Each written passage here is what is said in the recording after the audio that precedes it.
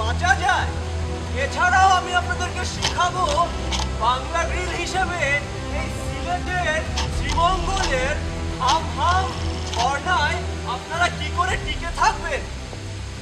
আসুন আমার সাথে, আপনাদেরকে এই প্রচন্ড কনকনে ঠান্ডা জলে কি করে টিকে থাকতে হয় সেটা শেখাই। আমার সঙ্গে আজ আছে বাংলার লুঙ্গি। আসুন আমার সাথে। আমার যে চিন্তা, এই টিকে থাকার লড়াইয়ে আমার শরীরে প্রোটিন যোগানোর জন্য প্রয়োজন প্রচুর পরিমাণ খাবার। এই প্রচন্ড ঠান্ডায় আপনাকে কিন্তু নিজের শরীরকে গরম রাখতে হবে, কারণ আমরা জানি যে ঠান্ডায় প্রচন্ড পরিমাণে হাইপোথার্মিয়া হতে পারে। আর এছাড়াও আপনাকে মনে রাখতে হবে আপনার শরীরের ভেতরের অভ্যন্তরীণ তাপমাত্রা আপনাকে ঠিক রাখতে হবে। সেই জন্য বেশিক্ষণ পানিতে থাকবেন না।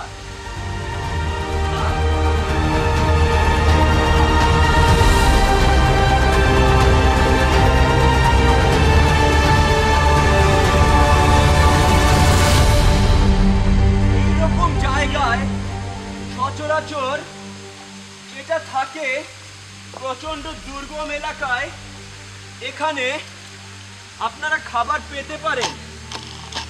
সচরাচর আগে জানতাম যে হামহাম এলাকার এরকম ঝর্ণাতে আপনারা পাহাড়ি খাবার কিংবা পোকামাকড় পেতে পারেন, কিন্তু আজকাল এখানে দেখতে পাওয়া যায় রংধনু রেস্টুরেন্টের বিভিন্ন খাবারের প্যাকেট।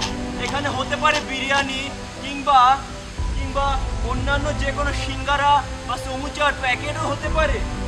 সুতরাং এরকমটি থাকলে তো আমাদের টিকে থাকাটা কষ্ট হতে পারে।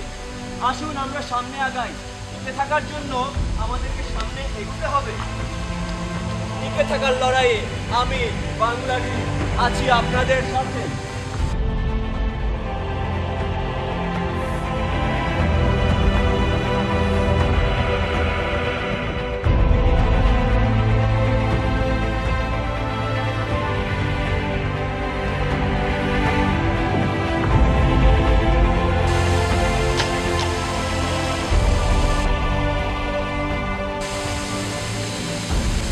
এখন পানিতে নামবো,